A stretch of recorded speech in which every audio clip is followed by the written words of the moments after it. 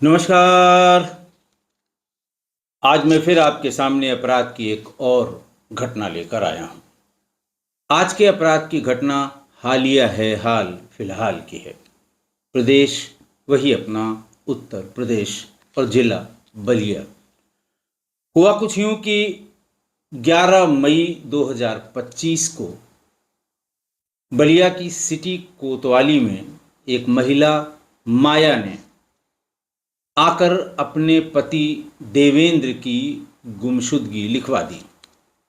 उसने गुमशुदगी में लिखवाया कि देवेंद्र यानी मेरे पति रिटायर्ड फौजी हैं और उनका मानसिक संतुलन ठीक नहीं है, वो घर से कहीं चले गए हैं, हमारी गुमशुदगी लिख ली जाए।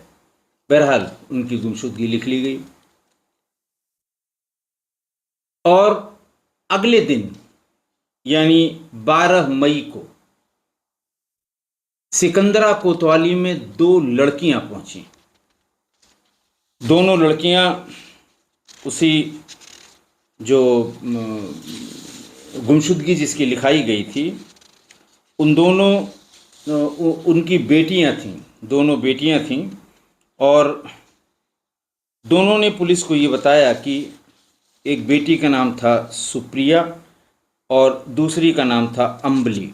सुप्रिया गौतम और अम्बली गौतम।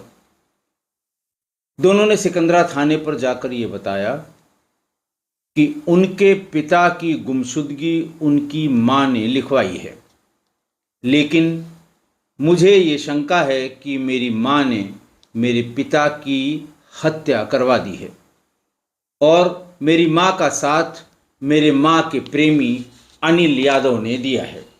ऐसा बेटियों ने अपनी मां के विरुद्ध ये एफआईआर लिखवाई।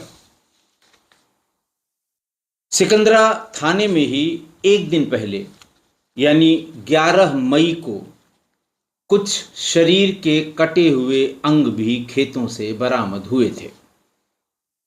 पुलिस को यह समझने में देर नहीं लगी कि जरूर ऐसा ही कुछ हुआ होगा अगर ये बच्चियां बता रही हैं।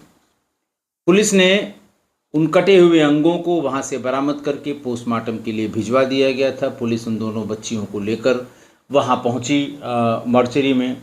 बच्चियों ने पहचान कर बताया कि हाँ, ये मेरे पिता के ही अलग अलग अंग हैं। हाथ पैर अलग अलग थे, कुल 6 टुकड़े किए गए थे उसके पिता के शरीर के।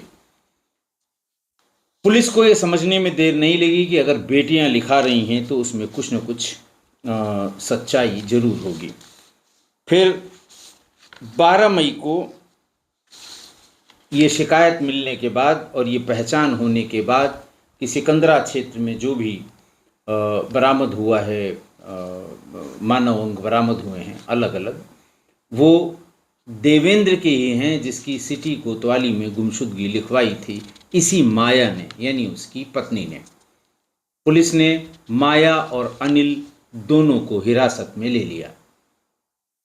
पहले दोनों अपनी कहानी किस्से बताने लगे जैसा सभी अपराधी करते हैं, लेकिन बाद में पुलिस ने जब अपना रुख जो पुलिस का होता है और बातों को उगलवाने का, सच्चाई को बाहर निकालने का, गले की बात को जुबान पे लाने का, पुलिस ने वो सारे यत्न किए और फिर पूरी सच्चाई बाहर आ गई।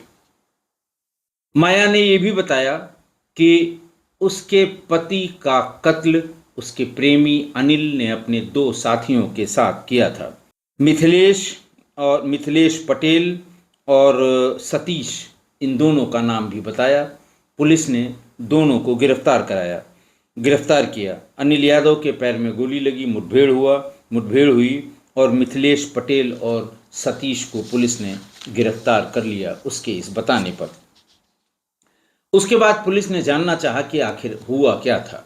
ऐसा क्या हुआ था कि पत्नी ने अपने प्रेमी के साथ मिलकर पति की हत्या करा दी। तब माया ने यह बताया कि मरने से, यानी ये घटना 9 मई की है। उसने बताया कि 9 मई की घटना है और उसके 20 दिन पहले मैंने और अनिल ने बैठकर देवेंद्र की हत्या का पूरा प्लान बना लिया था। उसके लिए नशीला पदार्थ अनिल ले आया था और चापड़ भी मार्केट से खरीद कर ले आया था। हत्या को के बाद शव को कहाँ कहाँ ठिकाने लगाना है, इसका भी पूरा प्लान, पूरा खाका उसने तैयार कर लिया था। इस हत्या में कुल 4 किरदार थे। एक माया, मृतक देवेंद्र की पत्नी। दूसरा अनिल, माया का प्रेमी, जो माया से कोई 20 साल उम्र में छोटा था और वो देवेंद्र के न होने पर हमेशा माया के घर पर ही पाया जाता था। वो बलिया के सिकंदरपुर थाना क्षेत्र के खरीद गांव का रहने वाला था।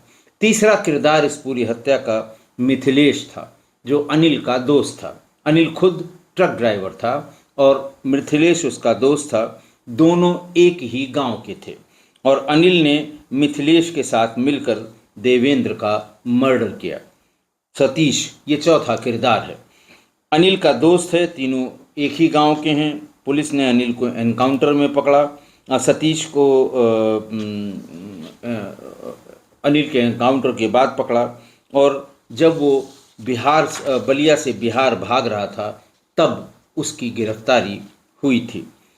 पुलिस ने पूछताछ में ये उसको पता लगा कि 44 साल की पत्नी माया थी और 64 साल का उसका पति देवेंद्र था। माया ने ये बताया कि अनिल से उसकी मुलाकात 4 साल पहले 2021 में हुई थी। दोनों ने एक दूसरे का फ़ोन नंबर लिया, फिर बातें होने लगीं। फिर वही होता है जो पहले शुरुआत में बात हुई, फिर व्हाट्सएप कॉल हुआ, फिर वीडियो कॉल हुआ, फिर मिलने की इच्छा जाहिर की। और वो कहती है कि जब उसने पहली बार मिलने के लिए कहा तो वो घबरा गई, माया घबरा गई। लेकिन फिर मौका देखकर उसने, जब देवेंद्र घर पर नहीं थे तो अनिल के लिए घर पर अनिल को घर पर बुला लिया। दोनों ने बैठकर चाय पी।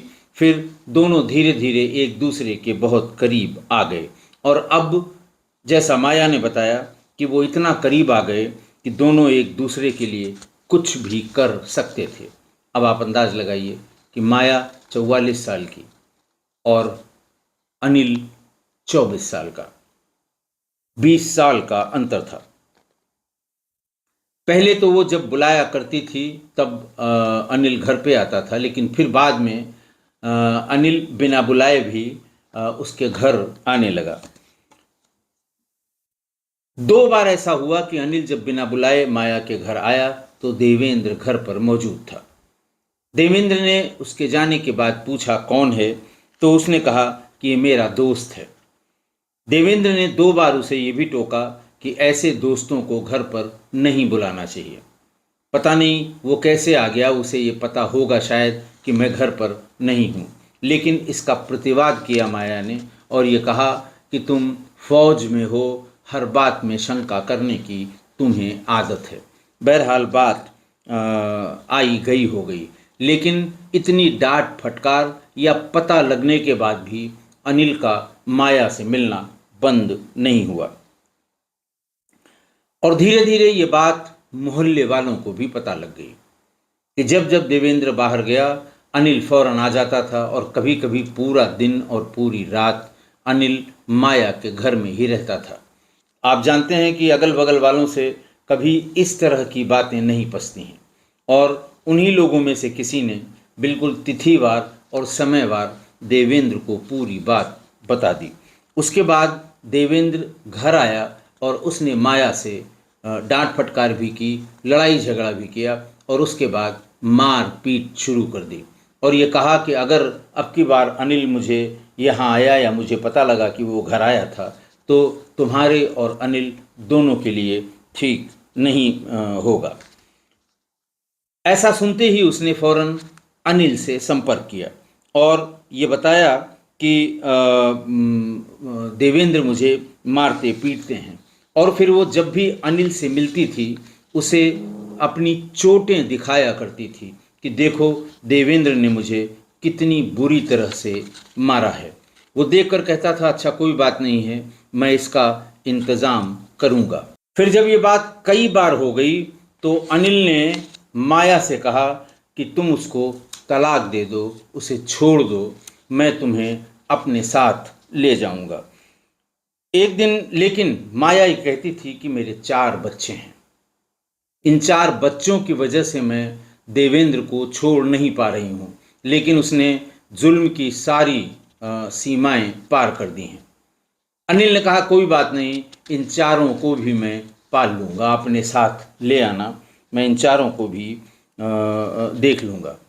इसी तरह जब जब वो मिलती रही वो देवेंद्र की शिकायत करती रही और उससे ये भी कहा कि अब ये रोज़ रोज़ के झगड़े मुझसे झेले नहीं जाते। घटना के 20 दिन पहले उसने फिर यही बात बताई कि अब तुम्हें कुछ डिसाइड करना होगा, मैं ये रोज़ रोज़ के झंझट से परेशान हो गई हूँ। फिर अनिल ने कहा कि इसको रास्ते से हटाने के सिवा दूसरा कोई चारा नहीं है, ये रास्ते से हट जाएगा, फिर मैं तुम्हारे पास रहूँगा और तुम्हारे चारों बच्चों की भी देखभाल मैं ही कर लूँगा। प्लान ये था कि देवेंद्र को उसी रात मारकर उसकी लाश को दूर ले जाकर जला देंगे।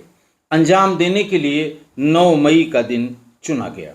इन दोनों घर में एक घर हरिपुर गांव वाला था इनका, जहाँ पे बाकी लोग रहते थे, और दूसरा बहादुरपुर वाला घर था जिसमें माया रहा करती थी। तो 9 मई को इसने तय किया था कि हम देवेंद्र को यानी अपने पति को हरिपुर वाले घर पर बुलवा लेंगे, ये कह के कि बेटी सुप्रिया को लेने के लिए स्टेशन जाना है, बक्सर स्टेशन जाना था उनको। तो देवेंद्र को माया ने फ़ोन किया और ये भी कहा कि मैं भी सुप्रिया को लेने स्टेशन चलूँगी, इसलिए तुम हमको हमारे यहाँ हरिपुर गांव वाले मकान पर आ जाना। देवेंद्र वहाँ से निकला और माया को रिसीव करने के लिए बहादुरपुर वाले घर पर गया। हरिपुर वाले में देवेंद्र रहा करते थे, बहादुरपुर वाले में माया रहती थी। तो वो घर से रिसीव करने के लिए गया कि माया को लेकर वो बेटी सुप्रिया को लेने के लिए अपनी बोलेरो से बक्सर रेलवे स्टेशन जाएगा। घर पर इसने पहले से ही अनिल और उसके साथी मिथिलेश और सतीश को बुलवा कर रखा था। वो घर के आस ही पास थे और वो अनिल अपने साथ वो जहरीली दवा, जहर जो इंसेक्टिसाइड या पेस्टिसाइड होता है, कंसंट्रेशन में मिलता है, उसको ला कर रखा था। जब देवेंद्र आया तो उसने कहा चलो देर हो रही है और अभी फला जगह भी रास्ते में रुकते हुए हम बक्सर पहुंच जाएंगे। उसने कहा 2 मिनट चाय पी लेते हैं फिर चलते हैं। चाय में उसने नशीला पदार्थ मिला दिया, ज़्यादा मात्रा में मिला दिया। दोनों ने चाय पी, लेकिन देवेंद्र पर उस जहर का बहुत ज़्यादा असर नहीं पड़ रहा था। बस ये हो रहा था कि वो उल्टी सीधी बातें कर रहा था, लड़खड़ा रहा था। इस बीच में उसने टेलीफोन करके अनिल को और मिथिलेश और सतीश को बुला लिया। उसके बाद उन्होंने तीनों ने मिलके उसका गला दबा दिया। तब तक वो थोड़ा थोड़ा बेहोश भी होने लगा था। उस वक्त रात के करीब 1:30 बज रहे थे। जब वो पूरी तरह से बेहोश हो गया और गला दबा के उसे ये लगा कि अब इसकी मृत्यु हो गई है, तो उसे बोरे में भरकर अनिल, मिथिलेश, सतीश और माया ये गांव दियारा ले गए, दियारा गांव पर ले गए। वहाँ चापड़ से अनिल ने पहले देवेंद्र का सिर धड़ से अलग किया। देवेंद्र पति था उसका, रिटायर्ड फौजी था, और अनिल उसका प्रेमी था।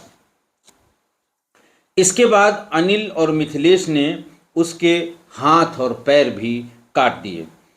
वो उसको और छोटे टुकड़ों में करना चाहते थे, लेकिन माया ने कहा कि इतने टुकड़े करो ताकि इसको आराम से अलग अलग जगह पर फेंका जा सके। 6 टुकड़े हो गए। तब उसे लगा कि अब देर हो रही है, आने पर मेरी बेटी मुझे परेशान करेगी कि पापा कहाँ हैं, और मुझे उसे लेने के लिए जाना होगा। लिहाजा 6 टुकड़े करने के बाद अनिल ने देवेंद्र के हाथ पैर खरीद गांव के एक बगीचे में फेंक दिया। धड़ वहां से 500 मीटर दूर एक कुएं में डाल दिया। धड़ को 500 मीटर दूर एक कुएं में डाल दिया। और उसके बाद उसका सिर घाघरा नदी में फेंक दिया। ये सब करने के बाद सभी चारों लोग घर पर आ गए, उसी घर पर जहां माया रहती थी। किसी को किसी प्रकार का शक न हो, इसलिए माया बोलेरो से बेटी को लेने बक्सर चली गई और फिर वहां पहुंची। गाड़ी थोड़ी लेट थी, हालांकि इसको जाने में भी देर हो गई थी, लेकिन स्टेशन पर उसने बेटी को रिसीव कर लिया। गांव वाले घर से लोगों ने देवेंद्र को फ़ोन किया। शाम के समय या रात के समय सामान्य रूप से लोग जो एक दूसरे का हालचाल लेते हैं, उनको फ़ोन किया तो उसका फ़ोन नहीं लगा।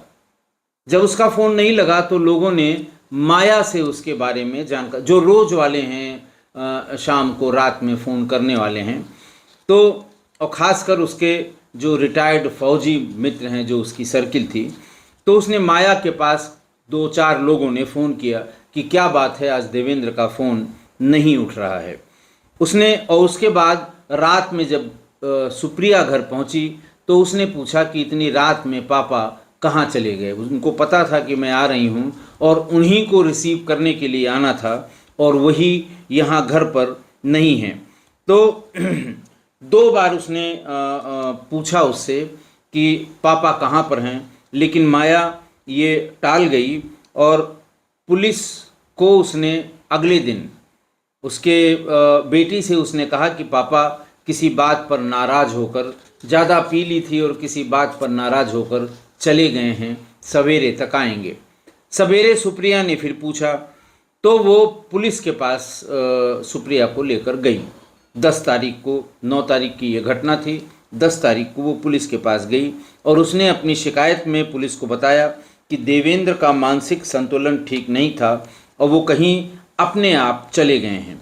बेटियों को शक हुआ, सुप्रिया को शक हुआ। सुप्रिया ने अपनी बहन अम्बली गौतम को बताया। अम्बली गौतम भी आ गई और इन दोनों को शक होने लगा कि पापा ऐसा उन्होंने कभी नहीं किया। वो कहीं भी हों, मोबाइल उनके पास रहता था और हमेशा वो दिन में 2 बार 3 बार हालचाल पूछते थे और लास्ट जो उनसे बात हुई थी, उन्होंने यही कहा था कि मैं तुमको लेने बक्सर रेलवे स्टेशन पर आऊँगा। दोनों बहनों ने आपस में जब बातचीत की तो उन्हें दाल में कुछ काला नजर आया। उन्होंने कहा कि माँ कुछ न कुछ छिपा रही है और पूरा टाइम माँ के साथ उनका प्रेमी अनिल भी मौजूद था। जब सुप्रिया और अम्बली दोनों अपने पापा के बारे में बार बार पूछताछ कर रही थी। जब कुछ नहीं पता लगा तो शाम तक फिर दोनों बहनें चुपचाप किसी बहाने से घर से निकलकर सीधे थाने पर पहुंची और 12 मई को दोनों बहनों ने थाने पर जाकर ये बताया। सुप्रिया पहली बार गुमशुदगी लिखवाने अपनी माँ के साथ गई थी। वहाँ बताया कि कल मैं माँ के साथ आई थी, लेकिन मुझे दाल में कुछ काला लग रहा है। मेरे पिता कभी ऐसा नहीं करते और ऐसा संभव नहीं है कि वो मुझे लेने के लिए ना आते। पूरी बात बताई और ये भी बताया कि मुझे पूरा शक है कि मेरी माँ और अनिल ने मिलकर मेरे पिता की हत्या कर दी है। खैर, उसके बाद जब दोनों लड़कियों ने ये बात बताई, पुलिस को भी कुछ समझ में आया तो उन्होंने माया को हिरासत में ले लिया। माया चूंकि पूरी वारदात में शामिल थी और यहाँ तक कि बोलेरो से बॉडी के सभी 6 पार्ट्स लेकर गई थी, तो माया ने पूरी बात बता दी कि खरीद गांव से उसी समय खरीद गांव से जब ये 12 तारीख को मुकदमा लिखाने गई थी बच्चियां दोनों, तो उसी समय खरीद गांव से किसी शव के कटे हुए अंग पड़े होने की सूचना 11 मई को ही मिल गई थी, जिस दिन ये गुमशुदगी लिखवाई गई थी। 12 मई को बच्चियां जब ये बताने आईं तो पुलिस को खटका लगा। उन्होंने कहा कि 2 ये जो अंग प्रत्यंग हैं ये वहाँ मिले हैं और उसको ले जाकर जब पहचानवाया तो उसे लड़कियों ने पहचाना कि ये उनके पिता के ही हाथ और पैर हैं।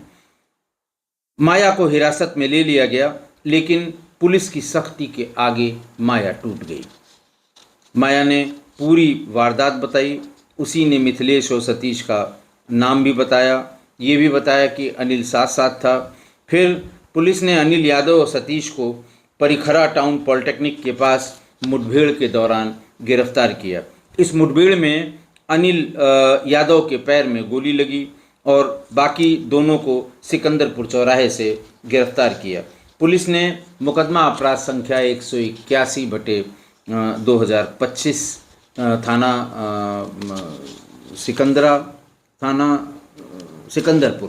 थाना सिकंदरपुर में 103(1)1031 मर्डर की धाराएं और 238 जो नया BNS है, 238 जो पहले 201 था IPC में कि सबूतों को छिपाना, ये दर्ज किया और सभी चारों को, इस हत्या के चारों किरदारों को गिरफ्तार करके जेल भेज दिया। आज की घटना, मेरठ के सौरभ हत्याकांड की आग जब भी कभी ठंडी पड़ने लगती है और उसी तरह का कोई न कोई दूसरा कांड कहीं न कहीं हो जाता है और मेरठ के उस हत्याकांड की याद लोगों के दिलो दिमाग में फिर से छा जाती है। फिर वही सौरभ, मुस्कान और साहिल, इनकी याद सभी को ताज़ा हो जाती है। उसी के साथ साथ वो नीला ड्रम, 2 बोरी सीमेंट, मुस्कान का साहिल के साथ हत्या करने के बाद का मनाली का डांस, और उसके साथ साथ लोग उस बागड़ बिल्ले साहिल को भी उसकी शक्ल को देखकर या उसकी शक्ल से उसको याद करते हैं। देवेंद्र रिटायर्ड फौजी था, जरूर अनुशासित रहा होगा, अनुशासन प्रिय रहा होगा, जैसे बाकी सब रिटायर्ड या फौजी जैसे बाकी होते हैं। अनिल का देवेंद्र के घर आना जाना पहले से ही बना हुआ था। देवेंद्र उसे इग्नोर करता था, उसे लगता था कि मेरी पत्नी से 20 साल छोटा ये लड़का है, आता है कोई ये इससे किसी को क्या खतरा हो सकता है, उसको इग्नोर करता रहा। लेकिन पड़ोसियों ने जब बार बार उसको टेलीफोन पर बताना शुरू किया, जाकर बताना शुरू किया कि तुम्हारी गैर मौजूदगी में ये ज़रूर रहता है, तुम अगर एक आध दिन के लिए दूर चले गए हो, बाहर चले गए हो, तो ये रात में ही घर में सोता है, तो आकर उसने इस पर कड़ी नज़र रखनी शुरू की। और ये बात सही निकली कि अक्सर वो ये सोच कर के देवेंद्र चले गए होंगे घर पर आ जाता था। लेकिन जब घर पर देवेंद्र मिलता था तो देवेंद्र ने उसे बहुत भला बुरा कहा और ये कहा कि आइंदा से मेरे घर मत आना। उसके आने के बाद, मतलब उसके वहाँ घर से निकलने के बाद, उसने अपनी पत्नी को बहुत गाली गलौज की, तमाम डांटा, तमाम हर तरह से उसे प्रताड़ित किया। लेकिन माया थी कि वो कुछ सुनने को और मानने को तैयार नहीं थी। अनिल को उसने बार बार, पति के बार बार नाराज़गी और उसके डपटने के बाद भी वो बार बार उसे अपने घर पर बुला लेती थी। जब उसका फिर से बहुत ज़्यादा आना जाना हो गया तो देवेंद्र ने फिर ज़्यादा मारपीट शुरू की माया के साथ, और अपने साथ हुई इस मारपीट को बढ़ा चढ़ाकर माया अपने प्रेमी अनिल को बताया करती थी।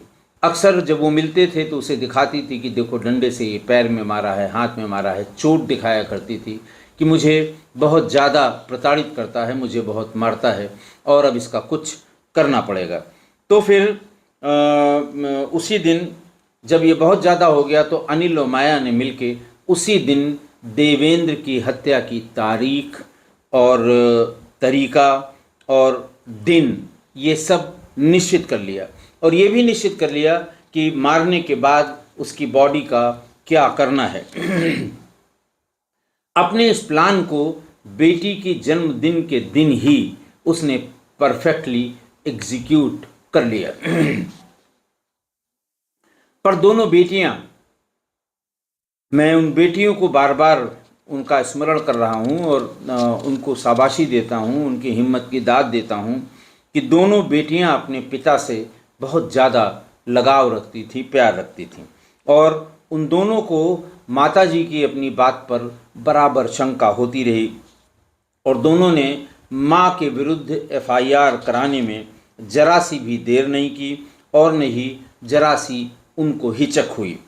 पुराने ज़माने से एक अघोषित सिद्धांत चलता है, वो ये कि लड़कियां अपने पिता के ज़्यादा नज़दीक होती हैं। आज भी वही है और आप अपने आसपास घर परिवार में इसको नोटिस कर सकते हैं कि बेटियां अपने पिता के ज़्यादा नज़दीक होती हैं, उनकी बहुत ज़्यादा प्यारी बच्चियां होती हैं, जबकि लड़के अपनी माँ से ज़्यादा नज़दीक होते हैं, उनसे ज़्यादा प्रेम रखते हैं, या माँ भी अपने बेटों को ज़रूरत से ज़्यादा तरजीह भी देती है। तो ये पुरानी बात है जो आज भी सच है।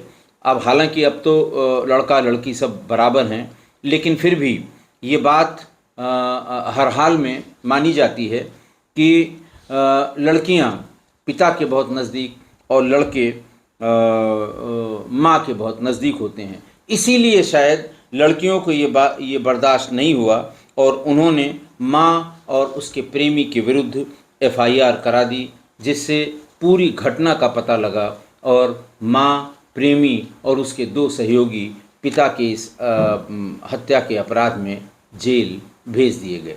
इसका बड़ा स्पष्ट अर्थ है कि आप चाहे जितना गलत सोच रहे हों, गलत कर रहे हों और ये सोच रहे हैं किसी को नहीं पता लगेगा, लेकिन आपके बच्चे, जितना आप अपने बच्चों के बारे में जानते हैं उतना ही बच्चे भी आपके बारे में जानते हैं। और जब समय आता है तो न वो कहने से चूकते हैं, न वो करने से चूकते हैं। आशा है आप मेरी इस बात से सहमत होंगे। आज के लिए इतना ही। बहुत बहुत धन्यवाद।